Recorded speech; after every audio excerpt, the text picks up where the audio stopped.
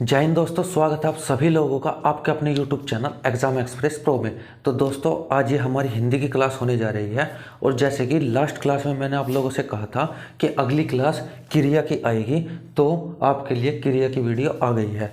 ठीक है, तो क्रिया होता क्या है, क्रिया क्या होता है, क्रिया की परिभाषा जिन शब्दों से काम का करना या होना पाया जाता है। ठीक है, इसका मतलब ये है कि जहाँ पे काम होगा वहीं पे क्या होगी, क्रिया होगी। ठीक है, जैसे मैंने कहा राम पढ़ता है, राम क्या करता है, राम पढ़ता है। तो पढ़ना इसमें क्या है, पढ़ना क्रिया है। वह स्कूल जाता है, तो जाना क्या है, क्रिया है। ठीक है, लेकिन अगर मैं कह दूं वह स्कूल है, तो इसमें कोई क्रिया नहीं होगी, तो फिर काम भी नहीं होगा। ठीक है, जहाँ पे काम होगा वहाँ पे क्रिया होगी। ठीक है, और जहाँ पे क्रिया होगी वहीं पे काम होगा। ठीक है, आई बात समझ में। अब देखते हैं क्रिया के भेद। क्रिया के भेद रचना, रचना ही कह लो या कर्म कह लो। ठीक है, रचना या कर्म के आधार पर क्रिया के कितने भेद होते हैं, दो भेद होते हैं। ठीक है, कौन कौन से, सकर्मक और अकर्मक। ठीक है, सकर्मक क्या होता है, जिसके साथ से प्लस कर्म, ठीक है, जिसके साथ कर्म होता है, और ए प्लस कर्म जिसके साथ कर्म नहीं होता। ठीक है, यानी कि सकर्मक होता है जिसके साथ कर्म होता है, अकर्मक होता है जिसके साथ कर्म नहीं होता। यही इसने पहली बात में बोला है, जहाँ कर्म उपस्थित हो। ठीक है, यानी कि कर्म साथ में हो तो क्या होगा, सकर्मक। और जहाँ पे कर्म अनुपस्थित हो वहाँ पे क्या होगा, वहाँ पे होगा अकर्मक। ठीक है, दूसरी डेफिनेशन क्या है सकर्मक की, जहाँ क्रिया के फल का प्रभाव किस पर पड़ता है, कर्म पर। ठीक है, वो क्या होगी, सकर्मक। यानी कि क्रिया के फल का प्रभाव कर्म पर पड़ता है, और क्रिया के फल का प्रभाव सीधे कर्ता पर पड़ता है, वो क्या होगी, वो अकर्मक होगी। ठीक है, अगली डेफिनेशन देखते हैं। कर्म की प्रधानता होती है, यानी कि इसमें प्रधानता किसकी होती है, कर्म की होती है सकर्मक में। सकर्मक में कर्म को वैल्यू दी जाती है। ठीक है, अकर्मक में क्या है, कर्ता की प्रधानता होती है। ठीक है, आई बात समझ में। चौथा क्या है, वाक्य में क्या या किसको, ठीक है, क्या या किसको लगाने से उत्तर प्राप्त होता है। लेकिन अकर्मक में क्या होता है, वाक्य में क्या लगाने से उत्तर नहीं मिलता। ठीक है, उत्तर नहीं मिलता। और इसमें पांचवा क्या है, जहाँ कार्य संपन्न होता है, जहाँ कार्य संपन्न होता है उसे आधार कहते हैं, कर्म नहीं कहते। ठीक है, एग्जाम्पल आपको बताऊंगा मैं। पहले सकर्मक के देखते हैं एग्जाम्पल। उसने कहा राम अखबार पढ़ता है, राम अखबार पढ़ता है। यहाँ पे आप इस वाक्य में राम क्या पढ़ता है, क्या लगा के देखो, आपको आंसर मिल रहा है या नहीं। ठीक है, आपने कहा राम क्या पढ़ रहा है, तो जवाब आया कि अखबार पढ़ रहा है। क्या पढ़ रहा है, अखबार पढ़ रहा है। तो इसका मतलब क्या है, क्या लगाने से हमें आंसर मिल गया। ठीक है, सकर्मक में क्या या किसको लगाने से हमें क्या मिलता है, हमें कर्म मिलता है। ठीक है, सीता नृत्य करती है, सीता क्या करती है, नृत्य करती है। ठीक है, ड्राइवर चलाता है, ड्राइवर क्या चलाता है, ड्राइवर बस चलाता है। ठीक है, वह किसी को नहीं छोड़ेगा, इसमें आ गया किसी को। ठीक है, किसको या किसी को, तो बात एक ही है, तो इसमें ये भी क्या हो जाएगा, सकर्मक क्रिया हो जाएगी। अब देखते हैं अकर्मक के उदाहरण। जैसे मैंने कहा मोर नाचता है। ठीक है, इसमें क्या लगाओ, मोर क्या नाचता है, तो आंसर आपको मिला, नहीं मिला, तो ये क्या होगी, ये होगी अकर्मक। ठीक है, आई बात समझ में, कि मतलब अकर्मक में क्या लगाने से आपको आंसर नहीं मिलेगा। जैसे शेर दहाड़ता है, क्या लगाओ, किसको लगा के देखो, शेर किसको दहाड़ता है, किसी को नहीं, पता ही नहीं। शेर क्या दहाड़ता है, पता नहीं क्या दहाड़ता है, तो ये भी अकर्मक। और मैंने कहा पक्षी आकाश में उड़ते हैं। ठीक है, क्या लगा के देखो, पक्षी क्या उड़ते हैं। ठीक है, तो आंसर नहीं मिलेगा।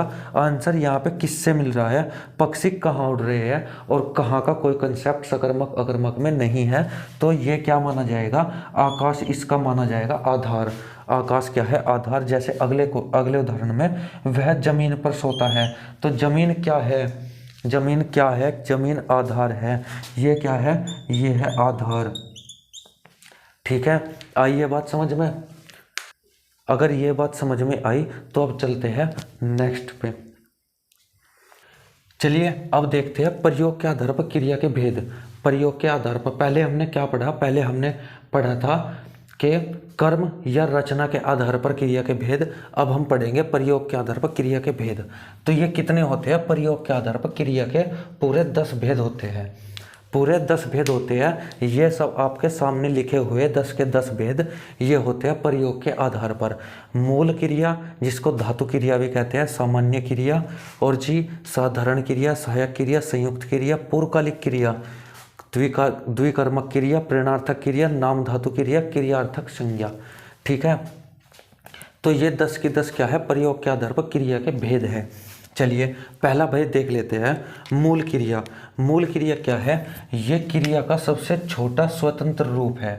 ठीक है, क्रिया का सबसे छोटा स्वतंत्र रूप, यानी कि आगे कुछ नहीं जुड़ना, पीछे कुछ नहीं जुड़ना। जैसे जा, जैसे हमने कहा जा, पढ़, लिख। ठीक है, इसमें कुछ नहीं जुड़ रहा, जा में केवल जा है। ठीक है, इसमें ना नहीं है, ओ नहीं है। ठीक है, कुछ भी नहीं है, ये स्वतंत्र है अपने आप में और सबसे छोटा रूप है, इससे छोटा हम बना भी नहीं सकते। ठीक है, चलिए तो ऐसे ही खा, पी, खेल, हंस और गा। ठीक है, अब आते हैं दूसरे का नंबर। दूसरा है सामान्य क्रिया। सामान्य क्रिया क्या होती है? वह क्रिया का वह रूप जिसके अंत में ना प्रत्यय लगा होता है, यानी कि जिसके अंत में ना शब्द लगा होता है। ये किससे बनती है? ये जो मूल क्रिया धातु है इसमें ना लगाने से बनती है। यानी कि जा में ना लगा दो, पढ़ में ना लगा दो, लिख में ना लगा दो, खा में ना लगा दो। ठीक है, जैसे ये पढ़ में हमने ना जोड़ दिया तो ये क्या बन गए? ये बन गए सामान्य क्रिया। इसको याद करने का तरीका क्या है? सामान्य में न, अधन्य, ये आया हुआ है। ठीक है, अधन्य ये आया हुआ है, तो इससे आप याद रखना ना। ठीक है, अधन्य आया हुआ है यानी कि सामान्य न की ध्वनि निकल रही है, तो इसमें भी तो ना को ढूंढ लेना है। ठीक है, क्वेश्चन कैसे पूछेगा? वो क्वेश्चन पूछेगा निम्न में से कौन सी सामान्य क्रिया है। ठीक है, तो वो 4 ऑप्शन देगा, उसमें पढ़ना भी दे देगा और जी खाकर भी, पढ़ना, पढ़कर, खाकर, पीकर। ठीक है, कुछ इस तरीके से वो दे देगा। तो हमें ये पहचानना है कि उनमें से कौन सी सामान्य क्रिया है। सामान्य क्रिया को पहचानने का मैंने बता दिया कि उसमें ना लगा होगा। ठीक है, मूल क्रिया को तो आप जान ही जाओगे, मूल क्रिया धातु यानी कि छोटा रूप। ठीक है, अब आते हैं तीसरे साधारण क्रिया पर। साधारण क्रिया क्या होती है? यह क्रिया की समाप्ति वाला रूप है। साधारण यानी कि क्रिया की समाप्ति वाला रूप। साधारण साधारण साधारण में क्या होगा? मूल क्रिया धातु यानी कि ये वाला पार्ट, इसमें बस हमें कर जोड़ना है। ठीक है, हमें क्या जोड़ना है? इसमें कर जोड़ना है, ये वाला। ठीक है, ये मूल क्रिया है जा, जा, खा भी और जी खेल भी। ठीक है, इसमें कर लगा है, कर लगा है। दौड़ भी मूल क्रिया यानी कि धातु है।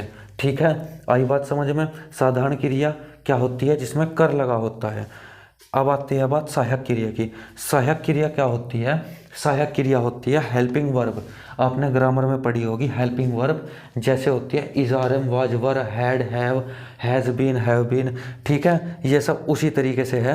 लास्ट में क्या लगा होगा? ता, ते, ती, रहा, रहे, रही, होगा, होगी, चुका, चुके, था, थे, थी। ये सब जोड़ने पर क्या बनेगा? वो बनेगी सहायक क्रिया यानी कि हेल्पिंग वर्ब।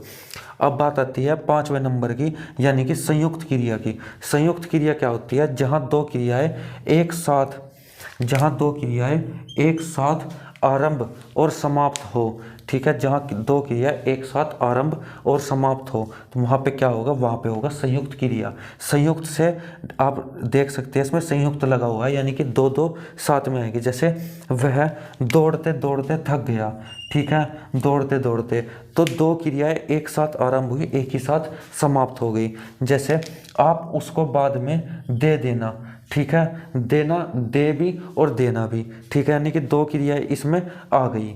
जैसे वह उसे अचानक मार भी दिया और बैठ भी गया, मार बैठा।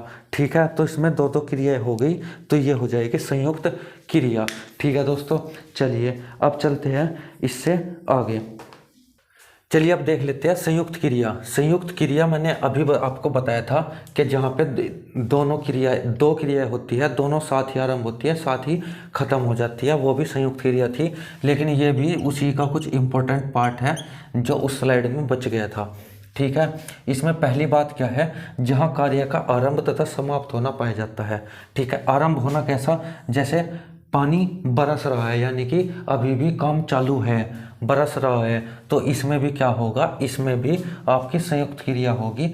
मैं अब घर जा रहा हूँ, यानी कि समाप्ति की बात हो गई यहाँ पे। अब वह घर जा रहा है, यानी कि काम खत्म हो गया, अब वो घर जा रहा है। ठीक है, दूसरी बात क्या है इसमें, जहाँ सनातन सत्य हो, यानी कि जहाँ पे यूनिवर्सल ट्रूथ हो, वहाँ पे भी हम संयुक्त क्रिया यूज करेंगे। जैसे सूर्य पूर्व दिशा से निकलता है।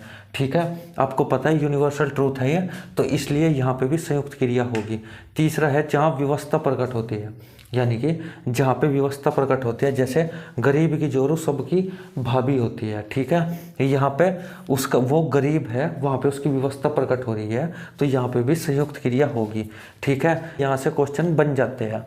अब दूसरा छठी देख लेते हैं, पूर्वकालिक क्रिया। जैसे नाम से स्पष्ट है पूर्वकालिक, यानी कि जब दो क्रिया हो किंतु एक क्रिया पहले समाप्त हो चुकी हो। ठीक है, पूर्वकालिक क्रिया यानी कि एक पहले समाप्त हो गई।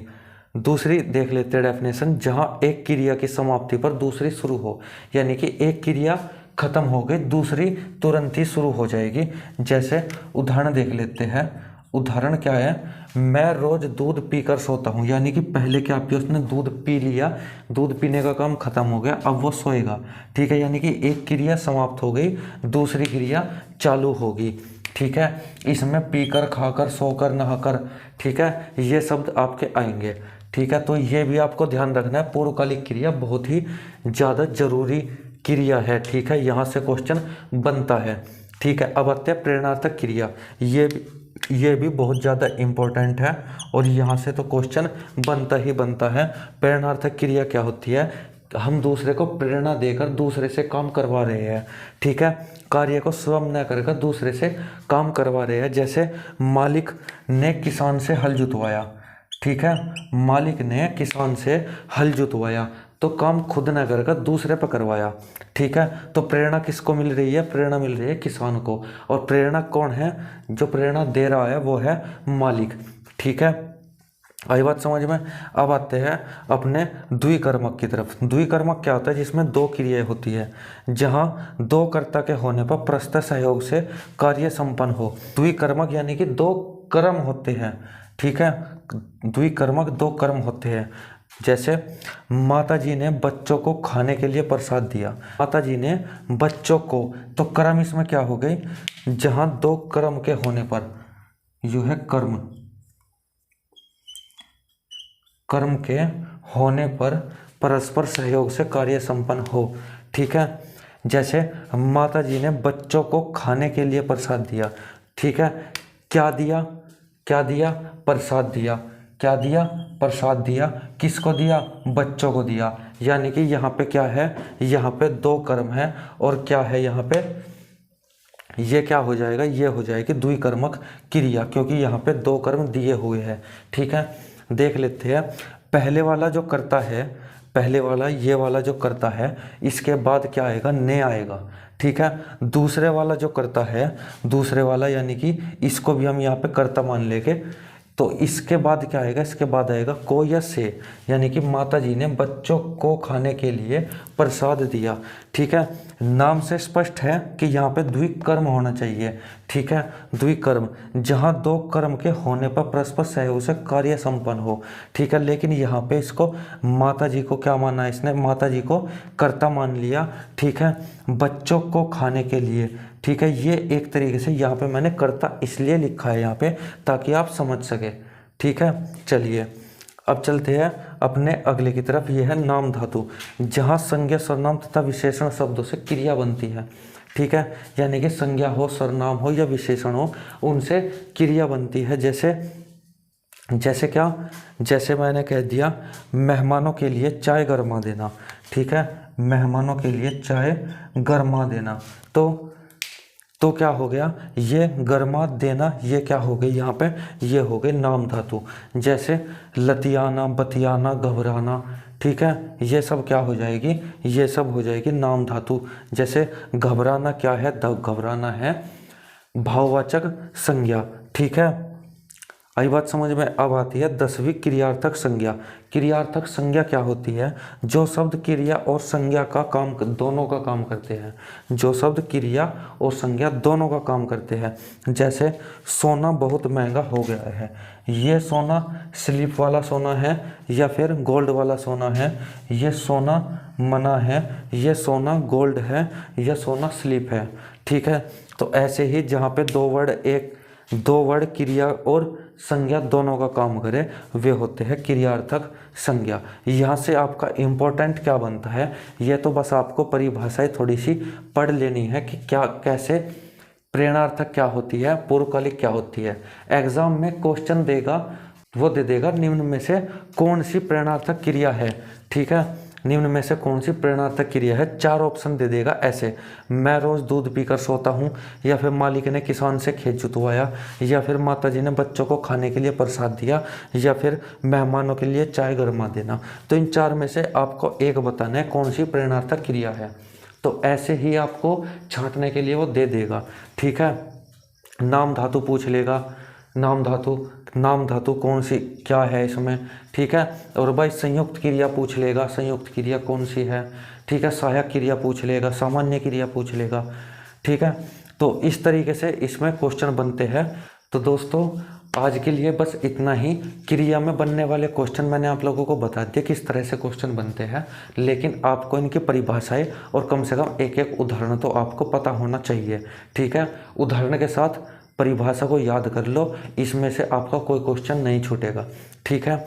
बाकी और कुछ नहीं, बस यहीं तक, ठीक है दोस्तों।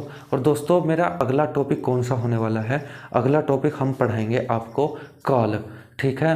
काल यानी कि आपके टेंस, ठीक है। चलिए तो दोस्तों आप हमारी मेहनत तो देख ही रहे हैं, किस तरीके से हम मेहनत कर रहे हैं आपके लिए। तीनों चारों सब्जेक्ट को बराबर लेके मैं चल रहा हूँ, ठीक है। और आपको डेली कोई ना कोई वीडियो आपको ज़रूर मिलती है पढ़ने के लिए, ऐसा नहीं है कि आपको पढ़ने के लिए कंटेंट नहीं मिल रहा है, ठीक है दोस्तों। वीडियो बनाने में और वीडियो को पब्लिश करने में, अपलोड वगैरह करने में बहुत ही ज़्यादा डाटा की ज़रूरत होती है, ठीक है दोस्तों। और डाटा मेरे पास अभी वाईफाई का जुगाड़ थोड़ा सा नहीं है, तो इसलिए थोड़ा सा लेट हो जाता है वीडियो को आने में, ठीक है। लेकिन दोस्तों मैं आप लोगों को बता रहा हूँ अभी एसएससी जीडी के 45 से 40 दिन हैं, ठीक है। इन 45-40 दिनों में मैं आप लोगों को कम से कम इतना तो करवा ही दूंगा कि आप 60% 70% स्कोर मेरे नोट से बना सको, ठीक है दोस्तों। और बाकी आप अपना एक्स्ट्रा एफर्ट्स तो लगाते रहिए, ठीक है दोस्तों। तो चलिए, धन्यवाद, जय हिंद, जय भारत।